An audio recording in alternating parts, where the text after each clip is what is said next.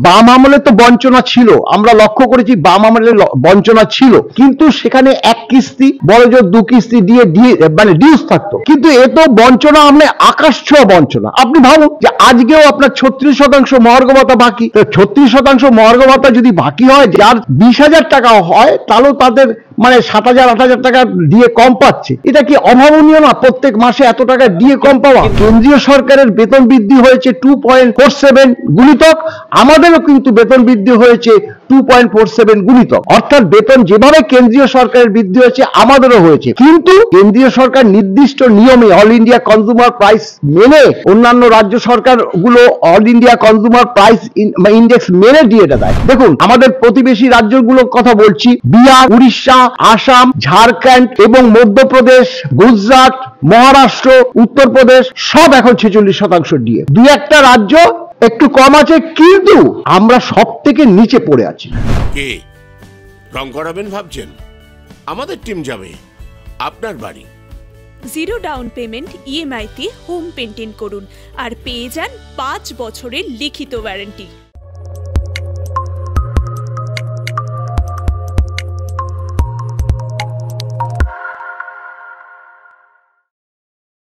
দার্জিলিংয়ে চা বাগান ঘেরা কমলালেবুর গ্রাম সৌরিনীতে এবং দাওয়াইপানিতে ঘরে বসেই কাঞ্চনজঙ্ঘার দৃশ্য উপভোগ করতে আড্ডাহাট হোমস্টে বুক করুন 9836499678 নম্বরে। মুখ্যমন্ত্রী মমতা বন্দ্যোপাধ্যায়ের নিউ ইয়ারের গিফট, সরকারি কর্মচারীদের 4% ডিএ বৃদ্ধি করা হলো, নিশ্চয়ই খুশি আপনারা। দেখুন, খুশি হলে কি এই যে এত সমালোচনা, এত আন্দোলন, এগুলো কি গতকাল থেকে আপনাদেরকে শুনতে হতো? দেখুন, ডিএটা এমনই একটা জিনিস, ডিএটা কিন্তু মুখ দেখে কোনো সরকার দেয় না, কেন্দ্রীয় সরকারও দেয় না, রাজ্য সরকারও দেয় না, অন্যান্য সরকারও দেয় না। ডিএটা একদম সম্পূর্ণ all India consumer price index অনুসারে জিনিসপত্রের যে মূল্য বৃদ্ধি এবং হ্রাস হয় সেই পরিপ্রেক্ষিতে শতাংশ বিচারে দিয়ে দেওয়া হয়।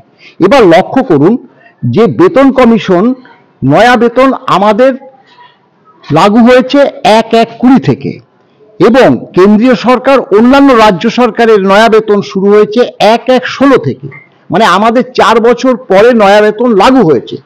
এবং 1/7/2016 থেকে কেন্দ্রীয় সরকার এবং অন্যান্য রাজ্য সরকার ডিএ দেওয়া আরম্ভ করে। আমরা ডিএ পাই আপনার 1/1/20-তে নয়া বেতন লাগু হলেও আমাদের ডিএ ছাড়া বেতন কমিশন লাগু হয়, এবং 1/1/21-এ 3% ডিএ দিয়ে নয়া বেতন আমরা হাতে পাই। এখন এই 1/1/21-এ যখন আমরা 3% ডিএ পাই, তখন কেন্দ্রীয় সরকারের ডিএ হচ্ছে 28%। আপনি ভাবুন, কেন্দ্রীয় সরকার এবং অন্যান্য রাজ্য সরকারের ডিএ তখন 28%, আর আমাদের তখন দিল মাত্র 3%। 1/1/21-এ 3% ডিএ দেওয়ার পর 22-এ কোনো ডিএ নেই, 22টা পুরো ফাঁকা। 23-এর আপনারা জানেন যে 23-এর বিধানসভার অভ্যন্তরে ডিএ দেওয়ার কথাও ছিল না, হয়তো দেখলাম মাননীয় মন্ত্রী চন্দ্রিমা দেবী মানে অর্থমন্ত্রী একটা চিরকুট দিল, তখন তিনি মার্চ মাস থেকে ডিএ ঘোষণা করলো 1/1/23 থেকে। তারপরে এই যে মাত্র 6% ডিএর পরিপ্রেক্ষিতে আন্দোলন, মামলা ব্যতিব্যস্ত করেছে এবং রাজনৈতিক দলগুলো ক্রমাগত প্রেসার দিয়েছে, এবং সামনে ইলেকশন গতকাল, তাই আমরা মনে করছি মাত্র 4% ডিএ ঘোষণা করেছে, অর্থাৎ এখন 10% ডিএ আমরা পাবো 1/1/24 থেকে। আর 1/1/24 থেকে বর্তমানে সেন্ট্রাল গভর্নমেন্টের ডিএ হচ্ছে 46%, এবং আগামী 1 জানুয়ারি 2024-এ আরো অন্তত 4% যদি ডিক্লেয়ার হয়, তাহলে 50% ডিএ হয়ে যাবে। এখন এই 50% ডিএ যখনই হয়ে যাবে, আমাদের তখন ডিএ থাকবে 10%, সেই একই আবার 40% ডিএই বকেয়া হয়ে যাবে। শীতকালে সুন্দরবন ভ্রমণের নির্ভরযোগ্য একমাত্র নাম সাগর সঙ্গম ট্রাভেলস। নিজস্ব লঞ্চে ভ্রমণ এবং অফুরন্ত খাওয়া দাওয়ার বিপুল আয়োজন। বুকিং করুন 9733066075। কিন্তু সরকার তো বারবার চেষ্টা করছে, ধীরে ধীরে সরকারি তহবিলের অবস্থা খারাপ বারবার বলছে। বাম আমলে তো বঞ্চনা ছিল, আমরা লক্ষ্য করেছি বাম আমলে বঞ্চনা ছিল, কিন্তু সেখানে এক কিস্তি বড়জোর 2 কিস্তি দিয়ে মানে ডিউস থাকতো। কিন্তু এ তো বঞ্চনা, আমরা আকাশ ছোঁয়া বঞ্চনা। আপনি ভাবুন যে আজকেও আপনার 36% মহার্ঘ ভাতা বাকি। তো 36% মহার্ঘ ভাতা যদি বাকি হয়, যার ধরুন মানে আপনার 20,000 টাকা হয়, তাহলেও তাদের মানে 7,000-8,000 টাকা দিয়ে কম পাচ্ছে। এটা কি অভাবনীয় না, প্রত্যেক মাসে এত টাকা দিয়ে কম পাওয়া? কিন্তু মুখ্যমন্ত্রী মমতা বন্দ্যোপাধ্যায় গতকালও যেটা বললেন যে কেন্দ্রের সাথে যদি আপনারা তুলনা করেন, কেন্দ্রের এবং রাজ্যের সার্ভিস রুল আলাদা রয়েছে, আমাদের পে কমিশন রয়েছে, তাও ডিএ ঐচ্ছিক, তবুও চেষ্টা করছে সরকার। শুনুন, মুখ্যমন্ত্রী জেনে বুঝে মিথ্যে বলছে একদম। কেন বলছি? কেন্দ্রীয় সরকারের যা বেতন কম বেশি হতে পারে, আমাদেরও যে বেতন সেটার মধ্যে 19-20 অবশ্যই আছে, একথা অস্বীকার করা যায় না। এবং সেটা হয়েছে তো all India consumer price index অনুসারে। আপনার বেতনটাও all India consumer price index অনুসারে হয় এবং ডিএটাও all India consumer price index অনুসারে হয়। এখানে আমি আগেও বলেছি, আবারও বলছি যে কেন্দ্রীয় সরকার যে বেতন বেশি দেয় বা কম দেয়, বা আমাদের রাজ্য সরকার যে বেশি বেতন বা কম দেয়, তা কিন্তু নয়। কারণ কেন্দ্রীয় সরকারের বেতন বৃদ্ধি হয়েছে 2.47 গুণিতক, আমাদেরও কিন্তু বেতন বৃদ্ধি হয়েছে 2.47 গুণিতক। অর্থাৎ বেতন যেভাবে কেন্দ্রীয় সরকারের বৃদ্ধি হয়েছে, আমাদেরও হয়েছে। কিন্তু কেন্দ্রীয় সরকার নির্দিষ্ট নিয়মে অল ইন্ডিয়া কনজিউমার প্রাইস মেনে, অন্যান্য রাজ্য সরকারগুলো all India consumer price index মেনে ডিএটা দেয়। দেখুন, আমাদের প্রতিবেশী রাজ্যগুলোর কথা বলছি, বিহার, উড়িষ্যা, আসাম, ঝাড়খণ্ড এবং মধ্যপ্রদেশ, গুজরাট, মহারাষ্ট্র, উত্তরপ্রদেশ সব এখন 46% ডিএ। 2-1টা রাজ্য একটু কম আছে, কিন্তু আমরা সব থেকে নিচে পড়ে আছি। আপনাদের বক্তব্য নিয়ে আপনারা আলোচনার পথে কেন যাচ্ছেন না? এইভাবে বিক্ষোভ আন্দোলন করলে পরে কি সরকারের বিরুদ্ধে আপনারা আন্দোলন করবেন, আর সরকার আপনাদের সঙ্গে কি সহযোগিতা করবে? এটা ভালো প্রশ্ন, এটা ভালো প্রশ্ন। দেখুন, বর্তমান সরকার, বিগত সরকার এবং বর্তমান সরকারের পার্থক্যটা আমরা বলছি। আমরা বারংবার অর্থ দপ্তরে চিঠি দিয়েছি, অর্থ মন্ত্রীর কাছে চিঠি দিয়েছি, অর্থ সচিবের কাছে চিঠি দিয়েছি, আদার্স যে অন্যান্য যে সমস্যাগুলো সেই যে সেক্রেটারিদের কাছে চিঠি দিয়েছি। চিঠির প্রাপ্তি স্বীকারটুকু পর্যন্ত বর্তমান সরকারের মন্ত্রী বা সেক্রেটারিরা করেনি। তারা ভয়ে হোক, ভক্তিতে হোক, বিরোধী মানে কর্মচারী সংগঠনগুলোর সঙ্গে দেখা সাক্ষাৎ করতে চায় না, বা ভয় পায়, বা তাদের নিজেদের যে ইন্টারেস্ট, সেই ইন্টারেস্ট গ্রো করার পিছনে। কিন্তু স্যার, আপনারা এইভাবে সরকারের বিরুদ্ধে একটা আন্দোলন করছেন তাবু খাটিয়ে, সেখানে বিরোধী নেতারা এসে উপস্থিত হচ্ছে, সরকার তো সেখানে সন্দেহ তার তো হবেই। এটার একটু ব্যতিক্রম আছে। আপনারা যেই আন্দোলনটা দেখছেন, এই যে সংগ্রামী যৌথ মঞ্চ, তারা যে আন্দোলন করছে, তার মধ্যে আমরা ব্যতিক্রমী। কেন ব্যতিক্রমী বলছি? আমরা আন্দোলন করার পরিপ্রেক্ষিতে আমি এবং আমার প্রেসিডেন্ট, তারা জামিন অযোগ্য ধারায় মামলা খেয়েছে। সেই মামলা আমাদের গত বছর রিলিজ হয়েছে, আমরা মুক্ত পেয়েছি। সেই 12 সাল থেকে আমরা ডিএ নিয়ে আন্দোলন করেছি।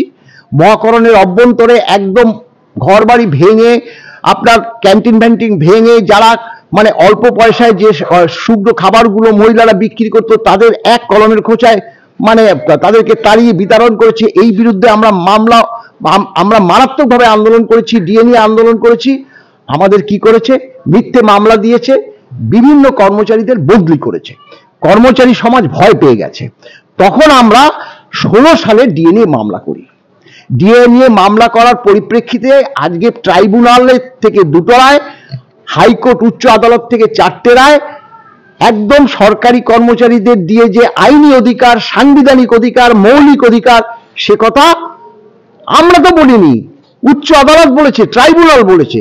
কিন্তু তথাপি মুখ্যমন্ত্রী বলছে ডিএ ঐচ্ছিক, মানে আদালতকে অবমাননা করছে, যদিও মামলাটা সম্পূর্ণভাবে এখনো তার জন্য আলোচনা রয়েছে। আমার একদম ক্লিয়ার প্রশ্ন, যে এই যে সংগ্রামী যৌথ মঞ্চ, আজকেও তারা আন্দোলন করছে, 2 দিন ব্যাপী তাদের আন্দোলন, যদিও কোর্ট থেকে বলা হয়েছে কালকে বিকেল 4টের মধ্যে আন্দোলন শেষ করতে হবে। আপনারা এই সংগ্রামী যৌথ মঞ্চের আন্দোলনকে সমর্থন করছেন কি করছেন না? দেখুন, আন্দোলন তো ডিএ না পেলে আন্দোলন করবে। আন্দোলনের কতগুলো ধারা থাকে, সেই ধারাকে অনেকে সন্তুষ্ট হয়, অনেকে সন্তুষ্ট হয় না।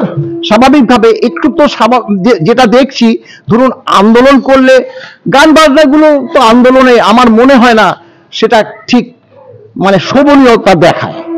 এটা তারা না করলেই পারে। তারা দিয়ে চাই দিয়ে দাও, হ্যাঁ, অবিলম্বে দিয়ে মিটিয়ে দিতে হবে, না হলে আরো বড় বৃহত্তর আন্দোলন করবো, এইসব কথাগুলোই তো বলবে। কিন্তু তাদের আমি দেখলাম যে গান বাজনা এইসবগুলো করছে, সেটা ঠিক আমার ব্যক্তিগত মত, এটা আমি দিলাম যে ব্যক্তিগত, সাংগঠনিকভাবে আমি বলবো না, আমার ব্যক্তিগত মত, আমি কিন্তু সেটা ভালো চোখে দেখছি না, এর মধ্যে কোনো কিন্তু নেই।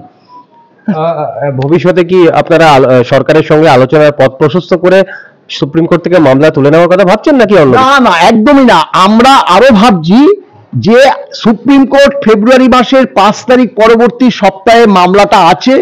আমাদের দৃঢ় বিশ্বাস যে ওই ফেব্রুয়ারি মাসে 24 সালের ফেব্রুয়ারি মাসে মামলাটা রিলিজ পাবে, সরকারি কর্মচারীদের পক্ষে দিয়ে মামলা আসবে, এবং তখন যদি সরকার না দেয়, কিন্তু কি করে বলছেন দিনের পর দিন তো মামলা পিছিয়ে যাচ্ছে, এই নিয়ে না, পিছিয়ে যাচ্ছে বলে 10টা মামলা হয়ে যাওয়ার পর এখন আমরা আশা করছি যে ফেব্রুয়ারি মাসে 5 তারিখে মামলাটা উঠবে এবং শুনানি হবে। সেই পরিপ্রেক্ষিতে সুপ্রিম কোর্টে বেশি শুনানি হয় না, 1 থেকে 2টো হয়। ফেব্রুয়ারি মার্চের মধ্যে আমরা ডিএন নিয়ে আমরা একদম নির্দিষ্ট রায় পাবো। সেই রায়ের পরিপ্রেক্ষিতে আমাদের ডিএ দিতেই হবে, না হলে যাতে বৃহত্তর আন্দোলন করতে পারি, তার জন্য আমরা আবার সকলে মিলে অনেক সংগঠন মিলে, সেটা কি সরকারি যৌথ মঞ্চ, সংগ্রামী যৌথ মঞ্চকে নিয়ে নাকি বাদ দিয়ে? সংগ্রামী যৌথ মঞ্চ যদি আসে নিশ্চয়ই আবার তাদেরকেও নেওয়া হবে।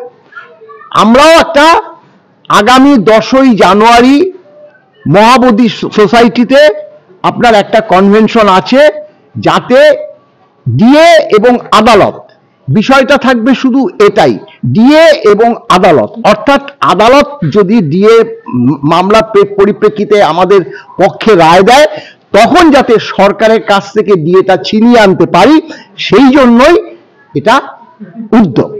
অসংখ্য ধন্যবাদ স্যার। নমস্কার।